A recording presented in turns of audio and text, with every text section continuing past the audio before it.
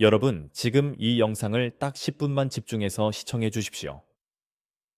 땀을 흘릴 때 운동으로 흘리는 땀과 가만히 있을 때 흘리는 땀은 완전히 다르다는 사실 알고 계셨나요? 운동으로 흘리는 능동적인 땀은 몸을 살리지만 수동적으로 흘리는 땀은 심장과 혈관을 지치게 해 기력 저하와 뇌경색까지 불러올 수 있습니다. 2024년 여름 경기도 안양에 사는 65살 이모 씨는 평소 고혈압 약을 복용하며 특별히 큰 이상 없이 지내고 있었습니다. 그런데 한낮에 집에서 창문을 열어놓고 더위를 피하던 중 갑자기 어지럼증을 느끼며 쓰러졌고 구급차에 실려 병원으로 옮겨진 뒤 뇌경색 진단을 받았습니다. 가족들은 깜짝 놀랐습니다. 그 전까지 이 씨는 큰 병력이 없었고 심지어 전날까지도 멀쩡히 일상생활을 하고 있었기 때문입니다. 의사는 이렇게 말했습니다. 여름철에 땀을 많이 흘리고 수분과 전해질 보충을 제대로 하지 않으면 혈액이 끈적해지고 결국 뇌혈관이 막힐 수 있습니다. 안녕하십니까? 당신의 인생이막을 더 건강하게. 건강한 인생이막입니다. 여러분은 혹시 이 영상을 어디에서 시청하고 계신가요? 광진구에서 시청하고 계신 분 있으신가요? 혹시 성동구에서 시청하고 계신 분은 없으실까요? 댓글로 지역을 남겨주세요. 여러분의 지역과 가까운 곳의 사연부터 소개해 드리겠습니다. 그리고 혹시 아직 구독과 좋아요를 누르지 않으셨다면 지금 버튼을 누르시고 누구보다 먼저 건강한 인생의 이막을 열어가 보세요. 그럼 오늘 주제 시작하겠습니다. 첫 번째 이야기입니다. 땀은 단순히 천을 식히는 것 같지만 그 안에는 심각한 문제가 숨어 있습니다. 땀을 흘릴 때 빠져나가는 것은 물만이 아닙니다. 나트륨과 칼륨 같은 전해질까지 함께 빠져나갑니다. 그러면 혈액은 점점 끈적해지고 심장은 평소보다 더 큰 힘으로 피를 내보내야 합니다. 결국 심장이 과로 상태에 빠지게 되고 단순히 가슴이 두근거리는 것에서 끝나지 않고 불안, 우울, 두려움 같은 감정적인 문제까지 이어질 수 있습니다. 서울대학교 병원 순환기내과 자료에 따르면 여름철 탈수 상태에서 심장 부담이 커지면 부정맥 발생률이 평소보다 2배 이상 높아진다고 합니다. 다시 말해 땀을 흘리고 전해질 보충을 소홀히 하면 심장이 단순히 힘든 것이 아니라 실제로 망가질 수 있다는 뜻입니다. 두 번째 이야기입니다. 우리가 흘리는 땀에는 두 종류가 있습니다. 더워서 가만히 있어도 흘리는 땀과 운동으로 흘리는 땀이 있습니다.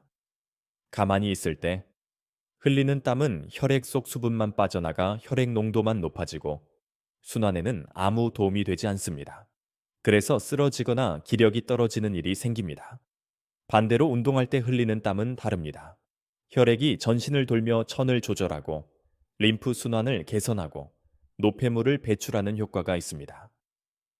서울대 스포츠의학센터 연구에서도 일주일에 3번 이상 땀을 흘리는 운동을 한 사람들은 그렇지 않은 사람들보다 혈관 탄력이 높고 심혈관 질환 발생률이 40% 이상 낮다는 결과를 발표했습니다. 같은 땀이지만 몸이 주도해서 흘리는 땀과 환경에 끌려 수동적으로 나는 땀은 이렇게 큰 차이가 있습니다. 세 번째 이야기입니다. 여름철에 땀을 많이 흘리고 보충을 하지 않으면 심각한 결과로 이어질 수 있습니다. 혈액이 끈적해져 혈류가 느려지고 결국 뇌혈관이 막히면서 뇌경색이 발생합니다. 실제로 서울대학교 병원과 일본 노인학회 연구 모두 7월과 8월에 뇌경색 발생률이 뇌출혈보다 훨씬 높다는 결과를 발표했습니다.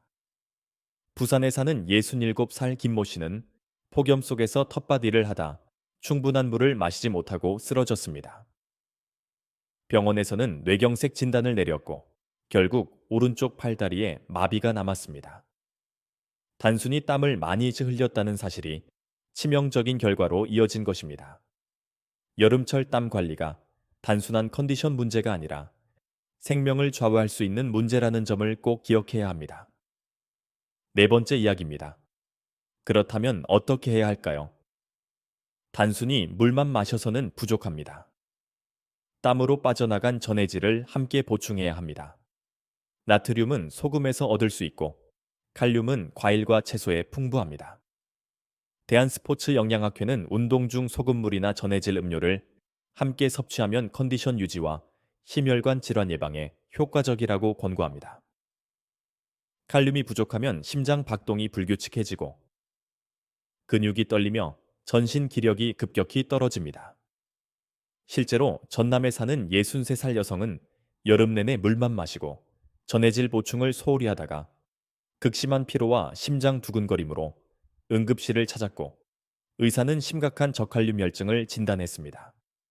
다행히 전해질 치료로 회복했지만 이처럼 전해질 보충을 간과하면 심장이 직접적인 타격을 받을 수 있습니다. 다섯 번째 이야기입니다. 인류학적 관점에서도 답은 분명합니다. 인류는 수십만 년 동안 움직이지 않으면 생존할 수 없는 구조로 진화했습니다. 현대처럼 하루 종일 앉아만 있는 생활은 불과 200년밖에 되지 않았습니다. 여전히 우리 몸은 움직여야만 정상적으로 작동하도록 설계되어 있습니다. 따라서 무조건 움직이지 말고 피해서 해결하려는 방식은 오히려 병을 부르는 길입니다. 경기도에 사는 66살 최모 씨는 더운 여름을 집안에서 에어컨만 켜고 보냈습니다. 그런데 체력이 점점 약해지고 혈압이 오르고 결국 병원에서는 심혈관 질환 위험이 높다고 경고했습니다. 이후 그는 생활을 바꾸어 매일 가볍게라도 걸으며 땀을 흘리기 시작했고 석 달 만에 혈압이 안정되고 활력이 되살아났습니다.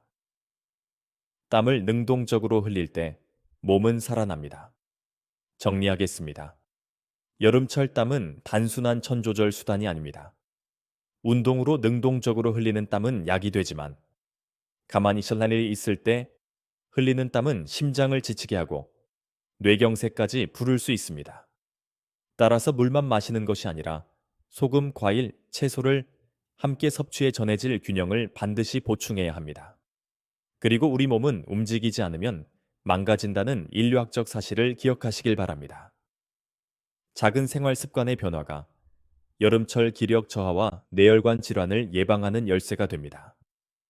혹시 아직 구독과 좋아요를 누르지 않으셨다면 지금 버튼을 누르시고 누구보다 먼저 건강한 인생의 이막을 열어가 보세요.